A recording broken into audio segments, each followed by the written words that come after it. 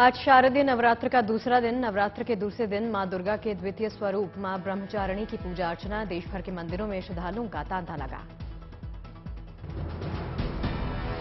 वैष्णो देवी में शतचंडी महायज्ञ की शुरुआत। मंत्रोच्चार के साथ गूंजा माता का दरबार। श्रद्धालुओं की भीड़ लगी।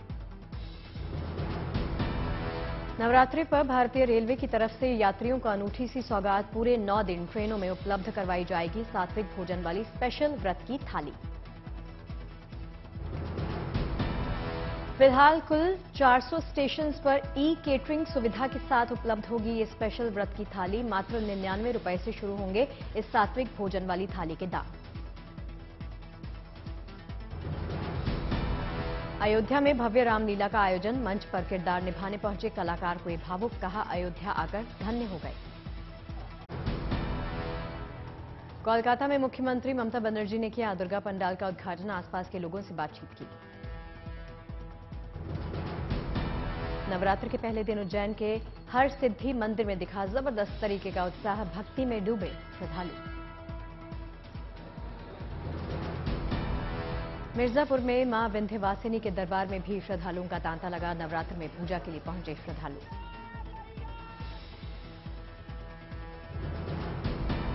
जालंधर के देवी तालाब मंदिर में भी पूजा पाठ। बड़ी संख्या में पहुंच रहे यहां पर श्रद्धालु। वाराणसी में नवरात्र के दूसरे दिन मां भगवती ब्रह्मचारिणी की हुई उपासना। तड़के सुबह भक्तों ने की मां की आरती। नवरात्र की दूसरी सुबह दिल्ली के छतरपुर में उमड़ा श्रद्धालुओं का तांता। भक्तों ने मां की आरती की।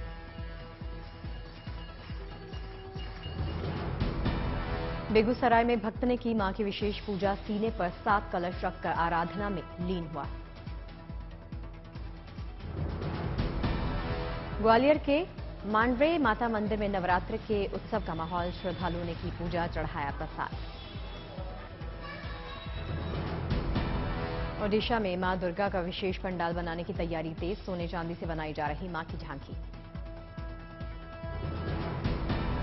कालाहांडी में दुर्गा उत्सव की धूम। नवरात्र के मौके पर कलश स्थापना में श्रद्धालुओं का दिखाई दिया उत्साह। वडोदरा में गरबा उत्सव की धूम। श्रद्धालुओं ने गरबा में जमकर डांस किया।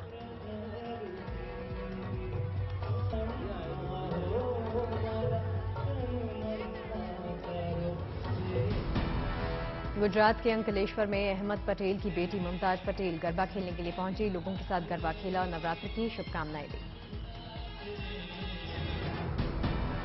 डिब्रूगढ़ में नवरात्रि दुर्गा पूजा की तैयारी। दुर्गा प्रतिमाओं को दिया जा रहा अंतिम रूप। पुडुचेरी में नवरात्र उत्सव की शुरुआत। शिव मंदिर में देवी देवताओं की सजाई गई मूर्ति। बागेश्वर में नमामि गंगे के तहत गंगा आरती और सांस्कृतिक कार्यक्रम का आयोजन किया। बैजनाथ मंदिर में दीपोत्सव। न्याय व्यवस्था के इतिहास का आज ऐतिहासिक दिन। आज से सुप्रीम कोर्ट की संवैधानिक पीठ की सुनवाई की लाइव स्ट्रीमिंग शुरू हो गई है। आज से आप कोर्ट की बहस देख सकते हैं लाइव। शुरुआत 3 मामलों से हुई। सुप्रीम कोर्ट ने संविधान पीठ के सामने लगे 3 मामलों की सुनवाई के लाइव प्रसारण की व्यवस्था की है। इन मामलों में ईडब्ल्यूएस आरक्षण, महाराष्ट्र शिवसेना विवाद, दिल्ली केंद्र विवाद शामिल है। सुनवाई के ऑनलाइन लाइव स्ट्रीम के लिए सुप्रीम कोर्ट अपने पोर्टल का करेगा इस्तेमाल। लोग कोर्ट की कार्यवाही को लाइव सुन और देख पाएंगे।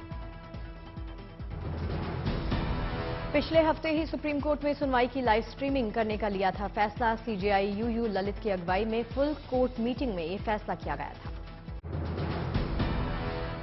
भारतीय सेना की ताकत में हुई बढ़ोतरी। डीआरडीओ ने छोटी रेंज के एयर डिफेंस सिस्टम मिसाइल का सफल परीक्षण किया। ओडिशा के चांदीपुर में 2 बार हुआ कम दूरी की मार करने वाली एयर डिफेंस सिस्टम मिसाइल का सफल परीक्षण। असम के गुवाहाटी में दिखा वायुसेना का अनोखा सा अंदाज। वायुसेना की सूर्य किरण एरोबैटिक टीम ने दिखाए हैरत अंगेज करतब।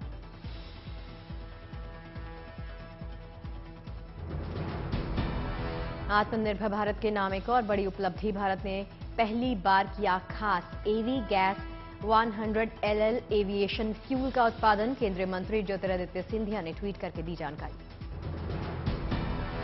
बीएसएफ को मिली बड़ी कामयाबी, भारत पाक सीमा पर श्रीगंगानगर सेक्टर से एक पाकिस्तानी घुसपैठिया गिरफ्तार किया गया।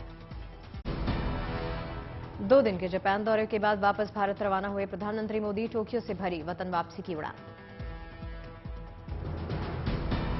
टोक्यो में प्रधानमंत्री मोदी पूर्व प्रधानमंत्री शिंजो आबे के अंतिम संस्कार कार्यक्रम में शामिल हुए। शिंजो आबे की पत्नी से भी मुलाकात की, व्यक्त की शोक संवेदना।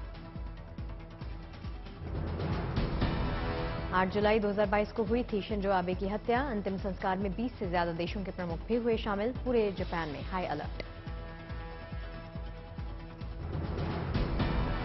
पीएम मोदी ने जापान के प्रधानमंत्री किशिदा से की द्विपक्षीय वार्ता। प्रधानमंत्री मोदी थोड़े से भावुक दिखे, कहा सोचा नहीं था ऐसी घड़ी में आना पड़ेगा।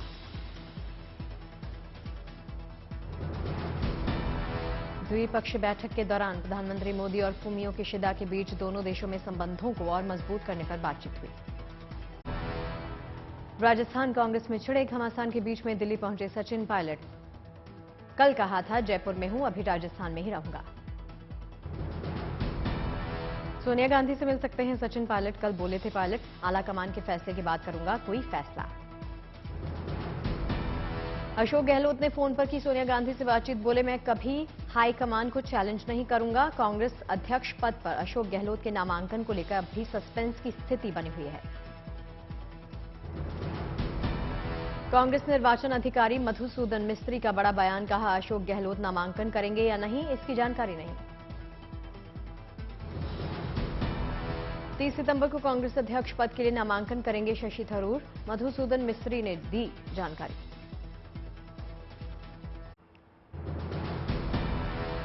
राजस्थान संकट पर दिल्ली में हलचल जारी है। किसी भी वक्त पर्यवेक्षक अजय माकन और मल्लिकार्जुन खड़गे सोनिया गांधी को सौंप सकते हैं लिखित में रिपोर्ट। कल जयपुर से दिल्ली पहुंचे पर्यवेक्षक खड़गे और माकन ने सोनिया गांधी को दी थी हालात की जानकारी। सोनिया से मुलाकात के बाद अजय माकन ने दिया था बयान, गहलोत समर्थक विधायकों ने तोड़ा पार्टी का डिसिप्लिन। लिखित रिपोर्ट के बाद कांग्रेस आलाकमान राजस्थान को लेकर कर सकता है बड़ा फैसला, कुछ विधायकों पर कार्रवाई भी संभव है। पार्टी नेता महेश जोशी और शांति धारीवाल के खिलाफ कांग्रेस कर सकती है कार्रवाई। राजस्थान विवाद पर दिग्विजय सिंह खामोश, कहा ऑब्जर्वर्स ही इस बारे में बताएंगे। कांग्रेस अध्यक्ष का चुनाव लड़ने पर बोले कई मित्र कहते तो हैं लेकिन इस बारे में 30 सितंबर तक इंतजार करें। अब इसमें तो मैं समझता हूं कि राजस्थान के प्रभारी महामंत्री और केंद्रीय नेतृत्व ही इसमें कोई निर्णय ले पाएगा। दिल्ली में एलजी के खिलाफ आपको कानूनी झटका, उपराज्यपाल पर विवादित पोस्ट को हटाने का कोर्ट का आदेश।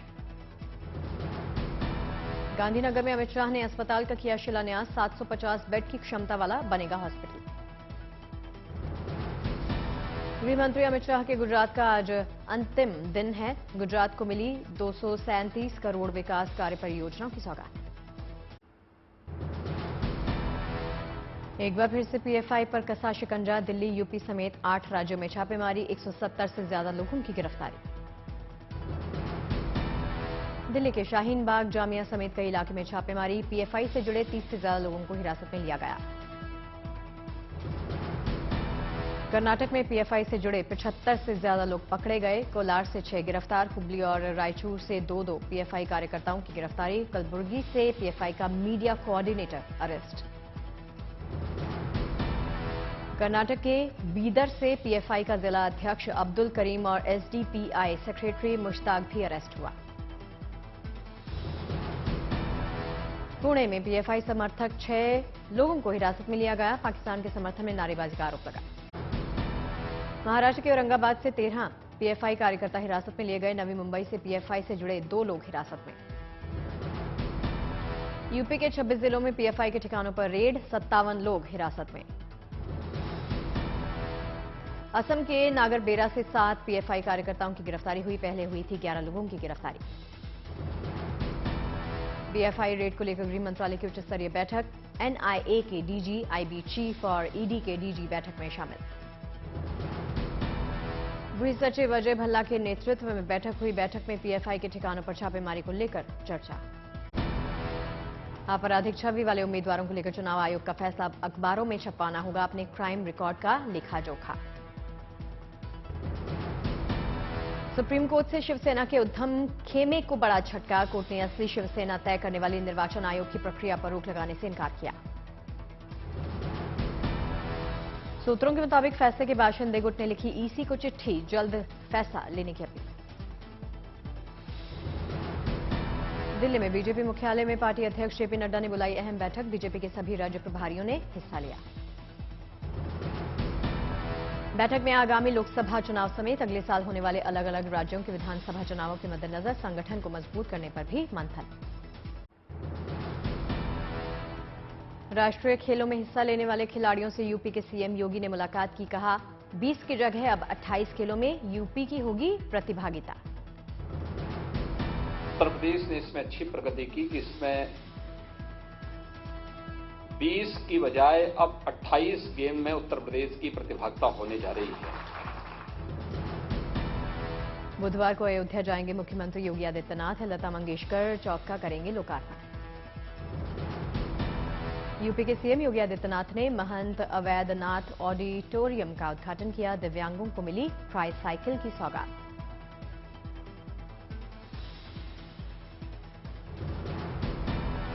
सीएम ने होनहार छात्रों से मुलाकात की। शिक्षा के लिए किया प्रोत्साहित। एक नन्ही बच्ची को गोद में लेकर दुलारा। मशहूर फिल्म एक्ट्रेस साशा पारेख को दिया जाएगा दादा साहेब फाल्के अवार्ड। केंद्रीय सूचना एवं प्रसारण मंत्री अनुराग ठाकुर ने किया ऐलान।